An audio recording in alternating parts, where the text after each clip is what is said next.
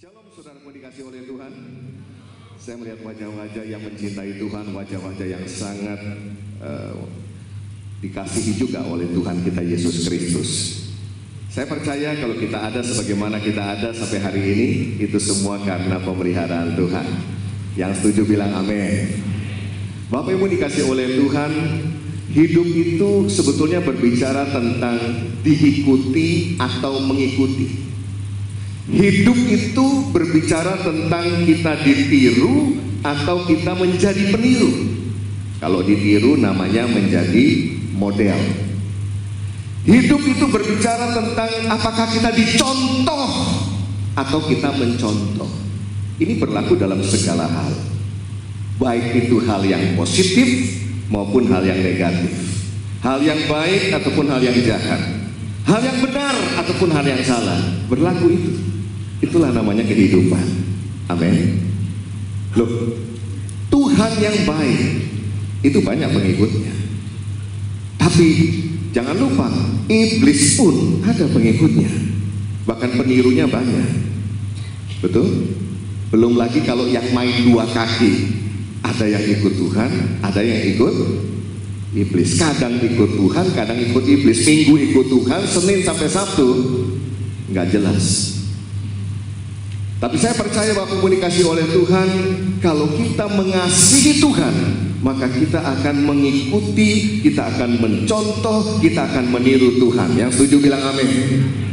Saudaraku yang dikasih oleh Kristus, beberapa waktu lalu kami di Jakarta, tapi mungkin saudara juga sempat mendengar di kota Surabaya, ada yang namanya Citayam Fashion Week atau dikenal sebagai CFW. Siapa yang pernah dengar itu? Pernah dengar? Oh puji Tuhan, ada beberapa pernah dengar. Apa sih itu sebetulnya? Itu kan sebetulnya satu kegerakan anak-anak muda, saudaraku, yang mereka kemudian memperagakan outfit mereka yang unik-unik, dan tempatnya juga unik, yaitu di mana? Di Zebra Cross, saudara. Jadi kalau saudara pergi ke daerah Duku atas, lihat ke bawah di Jalan Jenderal Sudirman, itu ramai sekali, saudaraku. Ramai sekali. Dan itu sempat viral juga kan di media sosial, diwawancara, ya outfitnya ada yang pinjam teman, ada yang harganya cuma segini segitu dan lain sebagainya. Tapi saudaraku, itu menjadi satu kegerakan yang kemudian dicontoh dan ditiru oleh banyak orang. Bahkan terakhir saudaraku, itu sampai artis-artis papan atas pun, model-model papan atas pun ikut-ikutan saudara di situ. Akibatnya ya masyarakat kumpul semua, sampai gubernur datang, kapolda datang ke sana. Karena apa? Menimbulkan kemacetan yang luar biasa. Sebetulnya gerakan anak-anak muda ini kan cuma sebagai model, saudara. Model yang kemudian ditiru oleh banyak orang. Ya, makanya dikenal ada istilah SCBD, ya, Sudirman, Citayam, Bogor, Depok, saudara. Ya. Padahal harusnya saya kan Sudirman Business District, ya kan? Saudara pun dikasih oleh Tuhan. Sekarang memang sudah dipindahkan. Sekarang udah nggak ada. Kalau saudara ke sana sudah dipindahkan ke lain tempat. Tapi dampaknya masih terasa sampai sekarang, saudaraku. Kami ini di Jakarta, kalau yang namanya mau nyebrang, selalu cari zebra cross, saudara. Dan kalau kami nyebrang di sana, kami rasanya udah jadi kayak model. Puji Tuhan. Ini satu kegerakan yang akhirnya ditiru oleh banyak orang. Bukankah 2000 tahun yang lalu gereja mula-mula itu pun seperti itu? Gereja mula-mula itu sebetulnya berbicara tentang satu gerakan yang kemudian diikuti oleh banyak orang. Dimulai dari hanya 12 rasul Tuhan, 12 murid Tuhan yang dipenuhi oleh Roh Kudus. Lalu mereka mulai membagikan satu gaya hidup yang lain, yang kemudian kita kenal sebagai gaya hidup jemaat mula-mula. Amin. Gaya hidup jemaat mula-mula itu kemudian ditiru. Banyak orang melihat lalu ingin mengikutinya. Makanya Alkitab menuliskan kan, ya, Petrus saja khotbah 3000 dan jumlah mereka terus ditambah-tambahkan. Tiap hari mereka memecah-mecah roti. Tiap hari mereka bersekutu dan itu menjadi satu kegerakan yang luar biasa di saat itu. Bahkan kita bisa ada di tempat ini, saya percaya karena ada ledakan gerakan saat itu juga. Amin. Haleluya. Sehingga saya selalu berkata begini, bahwa penginjilan itu nggak suka. Penginjilan itu sebetulnya harus lahir melalui gaya hidup saudara dan saya. Yang setuju bilang amin, amin, amin. Yes. Ketika gaya hidup kita menjadi model, saudara dan saya menjadi model, banyak orang yang akan mengikutinya. Itulah gereja, itulah penginjilan yang seharusnya terjadi tiap-tiap hari di dalam kehidupan kita. Terlebih lagi kalau kita sebagai anak-anak Tuhan memegang teguh gaya hidup SP2K. Pernah dengar SP2K? S sangkal diri, P pikul salib. K yang pertama, hidup dalam kebenaran. Hidup yang K yang kedua, hidup dalam kekudusan. SP2K, sangkal diri, pikul salib, hidup dalam kebenaran, hidup dalam kekudusan. Wow, itu akan terjadi satu kegerakan yang begitu luar biasa, yang akhirnya menjadi model bagi banyak orang. Dan sebetulnya itulah panggilan hidup bagi saudara dan saya. Panggilan hidup kekristenan kita sebetulnya adalah menjadi model di tengah-tengah dunia ini. Katakan bersama saya, menjadi model. 1, 2, 3, model. Coba lihat orang di sebelah saudara, bilang, kamu itu model loh. Amin. Haleluya. Tentu model yang dikehendaki oleh Allah. Judul khotbah saya pagi hari ini adalah jadilah model yang dikehendaki Allah. Kalau saudara lihat, bisa berbagai macam profesi, ya macam-macam profesinya, tapi kita bisa jadi model di sana. Model yang dikehendaki oleh Allah. Jangan model yang lain, jangan model-model juga. Betul? Jadilah model yang dikehendaki Allah. Allah menciptakan manusia itu begitu luar biasa, serupa dan segambar dengan Tuhan. Wow, begitu dahsyat. Tapi akibat dosa, manusia kemudian kehilangan semuanya itu. Kehilangan keserupaannya dengan Allah, kehilangan kemuliaan Allah. Tapi puji Tuhan, Yesus kemudian datang ke dunia ini untuk apa? Mencari saudara dan saya. Sebelumnya manusia mencoba mencari Tuhan, manusia mencari Allah yang maha tinggi, yang maha mulia. Ketemu, salah alamat. Yang ditemukan alamat palsu. Gak ketemu dengan pencipta, gak ketemu dengan Allah yang maha kuasa. Tapi kalau Allah yang maha kuasa turun mencari manusia, ketemu tidak? Pasti ketemu. Dan dia menebus saudara dan saya, menyelamatkan saudara dan saya, sehingga pada akhirnya kita terhubung kembali dengan Allah. Akibat dosa manusia terpisah dari Allah. Tapi kemudian ketika Yesus datang menebus, menyelamatkan, roh manusia yang terpisah tadi bersekutu kembali dengan roh Allah. Roh yang mati menjadi hidup kembali. Orang bilang lahir baru. Amin. Apakah saudara masih ingat kapan saudara lahir baru? Tanggal, bulan, tahun. Kebanyakan lupa ya. Gak ingat ya. Ingatnya cuma happy birthday, happy birthday. Wah, itu dirayakan terus ya. Tapi lahir baru kita seringkali lupa. Padahal itulah titik awal. Titik awal, lahir baru, kemudian hidup baru. Pertumbuhan mulai terjadi sejak saat itu. Yesus menebus saudara dan saya. Gak berhenti sampai di situ, tapi dia juga mengajarkan kepada saudara dan saya. Dia memberitakan tentang kerajaan sorga, kerajaan Bapaknya, kerajaan Allah. Tempat yang sesungguhnya bagi saudara dan saya itu ada dalam kerajaan sorga. Yang mengerti bilang amin. Apakah cukup dia mengajar? Tidak, saudaraku. Dia juga memperagakan bagaimana gaya hidup sebagai anak-anak Allah, bagaimana seharusnya manusia hidup di hadapan Tuhan. Ia memperagakan itu semua. Dan memang kalau kita lihat, Tuhan Yesus itu adalah model manusia yang dikehendaki Allah sejak manusia itu diciptakan. Ya sudah, modelnya ya seperti itu. Sebetulnya kehendak Tuhan itu ya seperti itu. Hidup kita itu seperti Tuhan Yesus. Itu yang diperagakan oleh Tuhan kepada murid-muridnya, kepada saudara dan saya. Bapak Ibu dikasih oleh Tuhan, manusia yang telah diperdamaikan dengan Allah itu kemudian harus dimuridkan.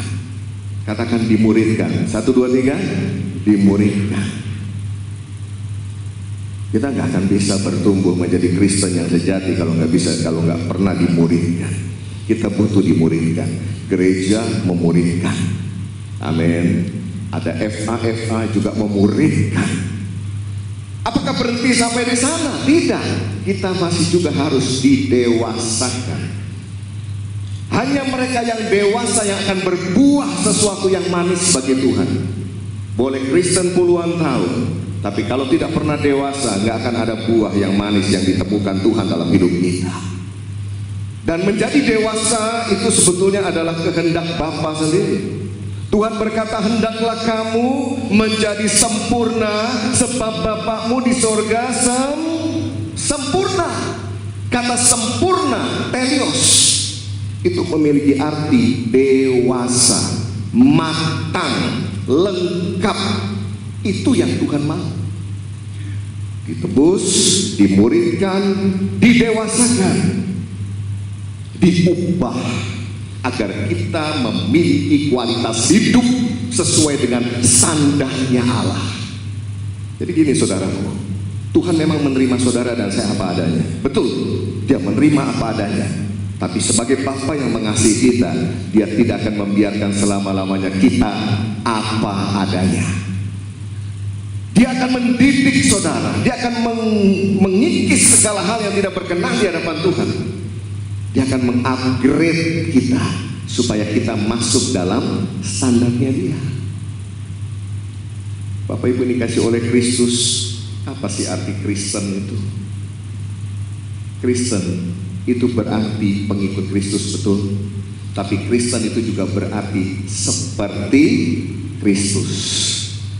Coba introspeksi, apakah hari ini kita orang Kristen sudah seperti Kristus dalam hidup kita?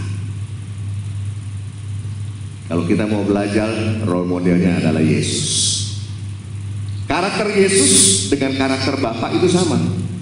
Dua pribadi Allah, tetapi karakternya sama. Jadi kalau saudara mau melihat karakter Bapa, lihat Yesus. Amin.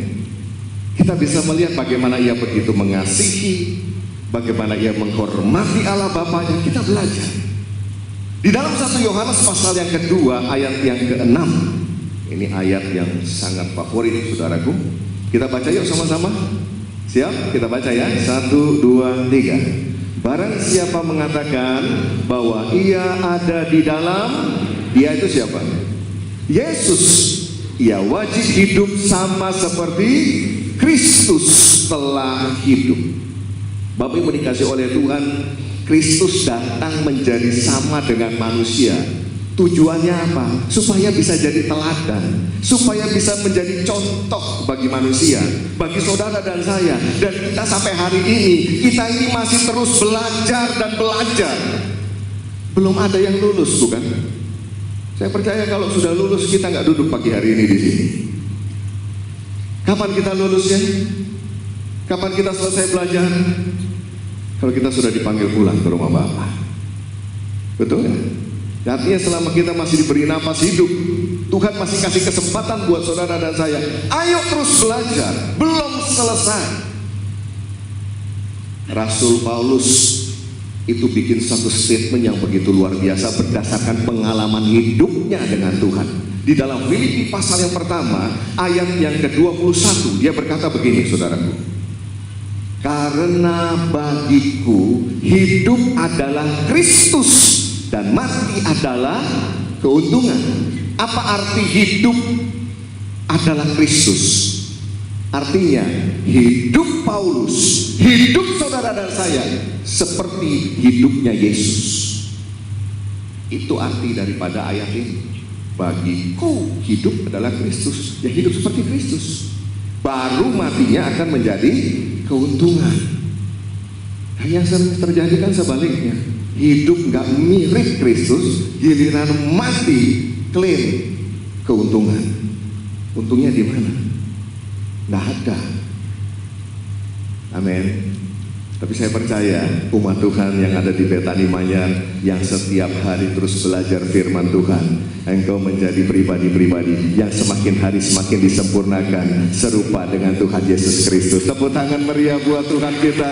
Lebih meriah lagi bagi Allah kita yang luar biasa. Haleluya.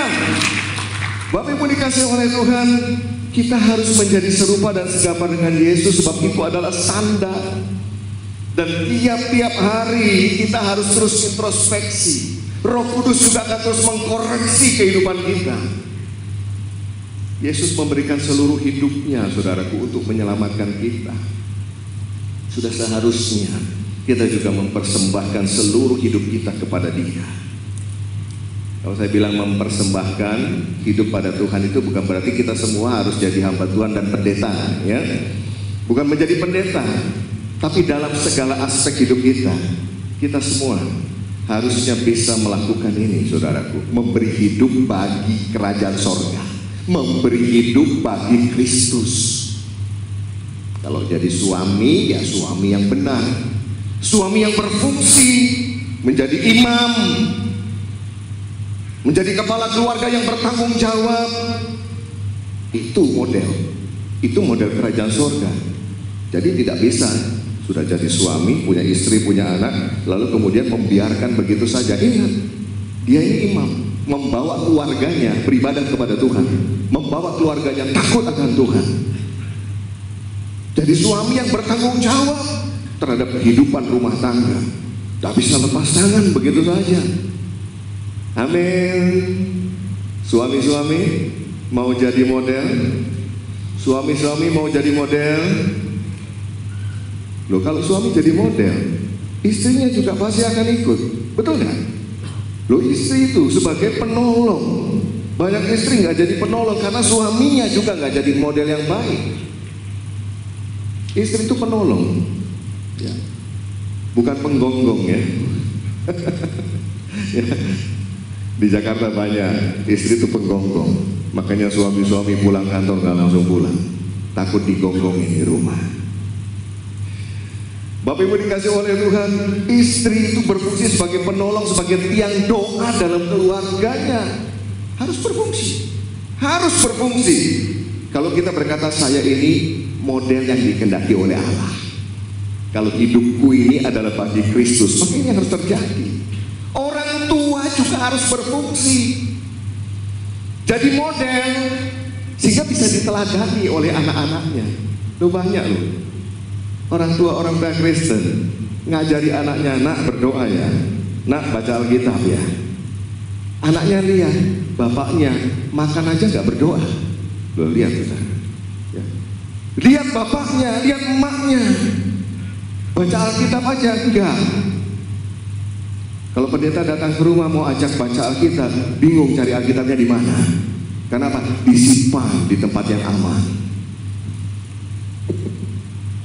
Masukin di safe deposit, safe deposit box supaya nggak dicuri. Ya, saudara dikasih oleh Tuhan, ini yang harus kita lakukan. Suami berfungsi, istri berfungsi, menjadi model. Anak-anak pun demikian. Anak-anak yang menghormati bapak dan ibunya, menghormati orang tuanya, menjadi berkat bagi keluarganya. Bapak Ibu dikasih oleh Kristus. Memang semuanya ini butuh perjuangan, ya. Tidak seperti membalik telapak tangan. Betul, Yesus sendiri berkata ini harus diperjuangkan. Dan saya mau berkata ini layak untuk diperjuangkan. Yesus berkata di dalam Lukas pasal yang ke-12. Coba kita buka ya, Lukas pasal 12, pasal 13 ayat 22 sampai dengan 24.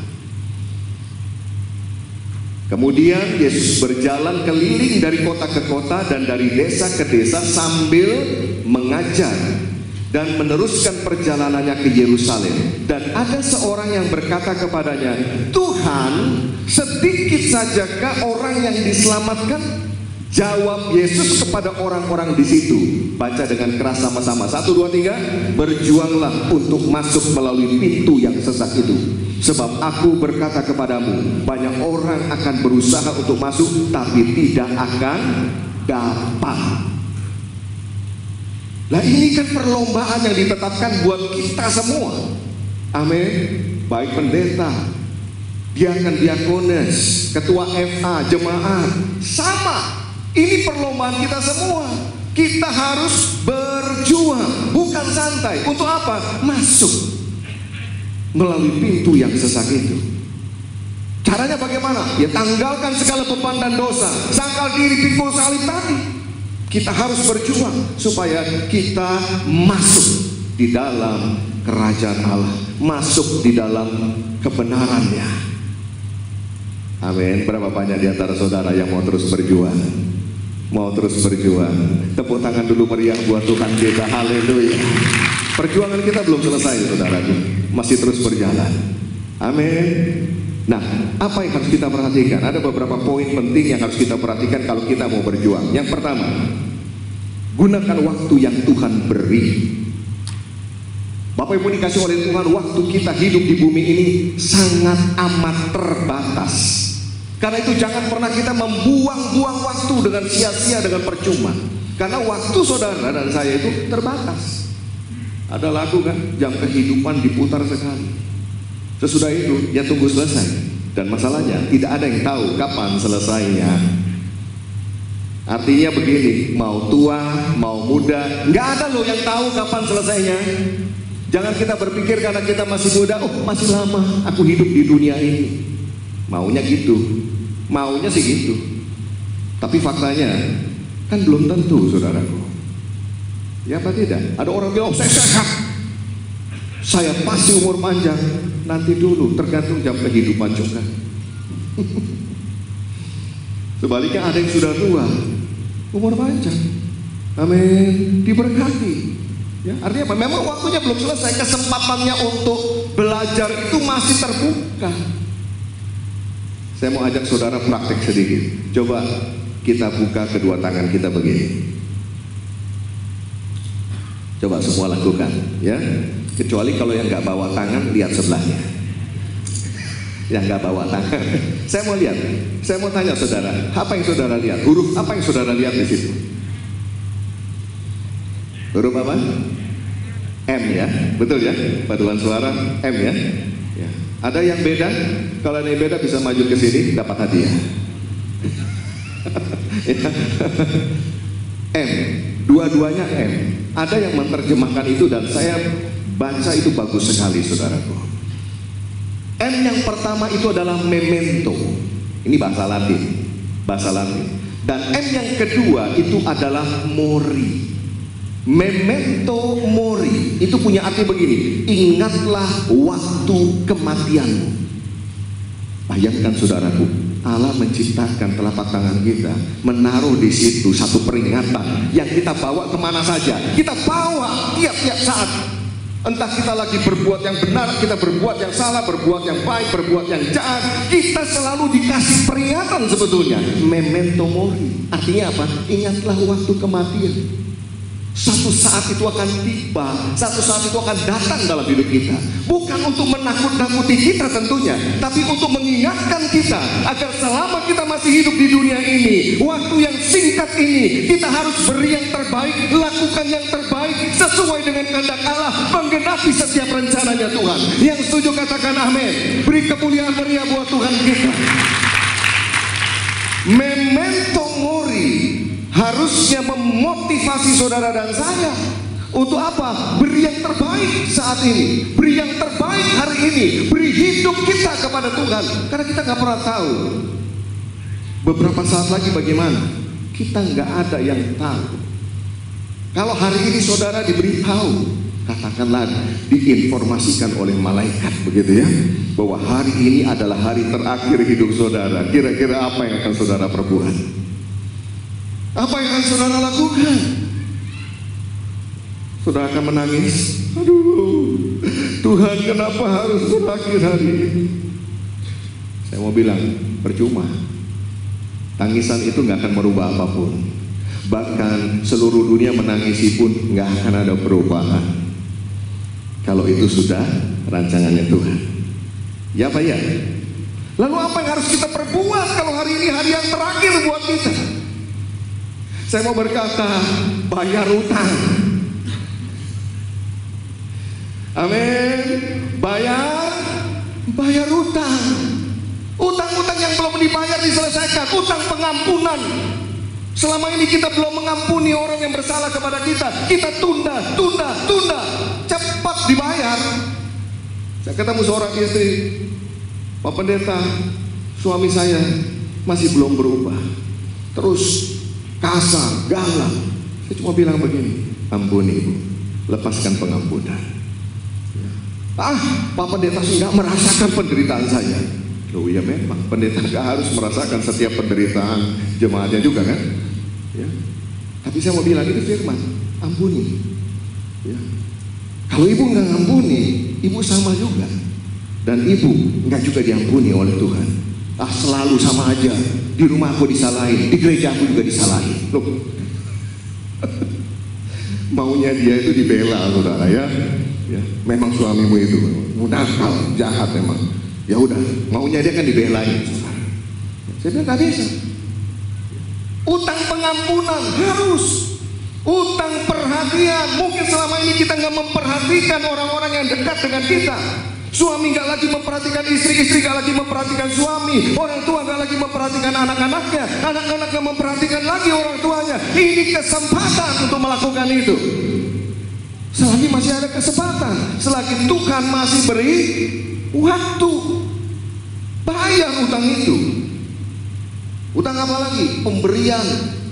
Kita sering janji mau ngasih ini, ngasih itu, dan lain sebagainya. Bahkan janji sama Tuhan, janji iman dan lain sebagainya. Kita tunda terus. Lakukan.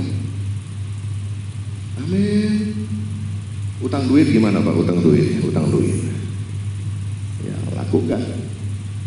Ya, pinjam sama teman, belum diselesaikan, selesaikan. Kalau bisa selesaikan gimana? Jangan lari, hadapi, minta maaf, minta waktu. Kan gitu saudara. Amin. Ini sudah utang, lari, ya, sulit. Di WA centang 1. Nomor udah berubah. Ada sebuah kejadian yang menarik sekali. Di tahun 1748 ada seorang yang bernama John Newton. John Newton ini kalau sekarang namanya outsourcing, saudaraku, ya, karena dia itu mengimpor yang namanya TKA, tenaga kerja Afrika. Kemana? Ke Inggris. Bukan hanya soal mengimpornya, saudara, tapi dia jatuh dalam berbagai kejahatan, pemabuk, penjina, dan dia suka menganiaya TKA-TKA-nya itu. Suatu ketika dia membawa ratusan budak dari Afrika menuju ke Inggris, kapalnya itu digoncang, saudara. Digoncang begitu luar biasa. Kapal itu goncang. Semua orang ketakutan, termasuk John Newton ketakutan. Dan dalam ketakutannya, dia ingat Tuhan. Dia ingat guru sekolah minggu yang ngajarin tentang Yunus yang dilempar ke dalam laut. Dia ingat tentang segala dosa-dosa yang dia sudah lakukan, sehingga dia merasa ini jangan-jangan waktunya aku harus dilempar ke dalam lautan. Di dalam goncangan dia ingat akan Tuhan. Terkadang goncangan perlu juga ya saudara. Perlu ya. Orang damai-damai gak ingat Tuhan, giliran digoncang dia ada Tuhan. Tuhan ampuni aku. Jadi kadang-kadang harus bersyukur loh kalau ada goncangan, saudara. Sebetulnya panggilan cintanya Tuhan. Dan hari itu John berdoa dengan sungguh-sungguh, seumur hidupnya belum pernah dia berdoa seperti itu. Kalau Tuhan kasih aku kesempatan, aku akan bertobat, aku akan berubah, aku akan menjadi saksi Yesus. Dan apa yang terjadi, saudaraku? Tiba-tiba semua menjadi tenang kembali. laut menjadi tenang, dan akhirnya kapal itu tiba dengan selamat di Inggris.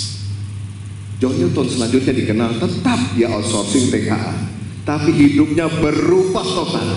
Dia tidak lagi menjadi pemabuk, penjina, pendosa. Dia tidak lagi menganiaya TKA-TKA-nya. Bahkan dalam perjalanan hidupnya ada sebuah lagu yang dia tuliskan dan itu terkenal sekali sampai dengan hari ini. Amazing Grace. Amazing Grace, how sweet the sound that saved a wretch like me.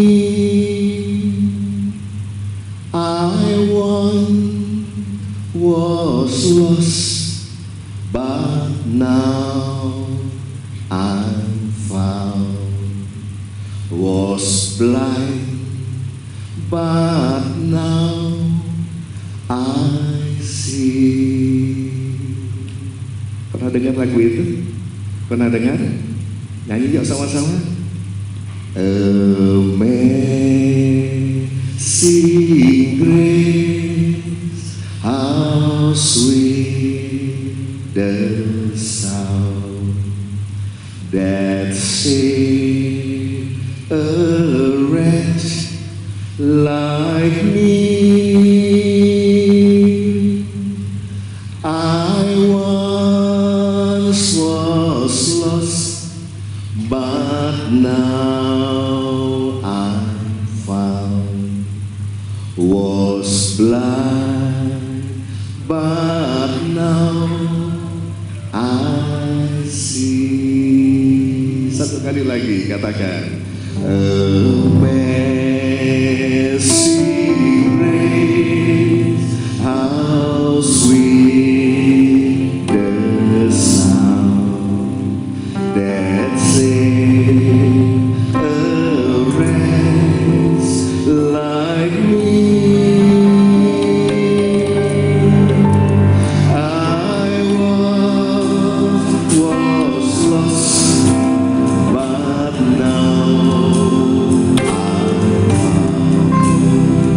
was blind, but now I see. John Newton, terima kasih di musik. Masih lanjut sedikit. John Newton, saudara dikasih oleh Tuhan, berubah total. Dia ingat memento mori, hari kematian. Hari ini firman Tuhan ini bukan kebetulan, saudara dengar. Tuhan lagi berbicara kepada setiap saudara. Engkau mau meresponnya atau tidak, keputusan saudara. Gunakan waktu yang masih ada. Yang kedua, bagaimana kalau kita mau terus belajar menjadi model? Fokus sama Tuhan. Jangan fokus sama yang lain. Fokus sama Tuhan. Sebab Tuhan itu adalah role model. Katakan role model. Itu role model kita. Sebab di dunia ini ada dua ekstrim. Ada orang yang ekstrim fokus kepada masalah, fokus kepada kesukaran, fokus pada sakit penyakit. Orang begini, saudara, hatinya nggak pernah bahagia. Hatinya selalu gelap. Kenapa? Tiap hari khawatir. Tapi ada juga yang kedua, fokus kepada keberhasilan diri sendiri. Wih, aku bisa. Dan memang bisa dia lakukan. Ini bahaya juga. Karena yang tipe begini akan jatuh dalam dosa kesombongan, mengandalkan diri sendiri. Dan pada akhirnya, saudaraku, jatuh dalam dosa, terhilang selama-lamanya. Jadi mana pilihan kita? Kita harus memilih fokus hanya kepada Yesus saja. Sebab Yesus itu selalu menyenangkan hati Bapanya di sorga. Haleluya. Haleluya. Amin.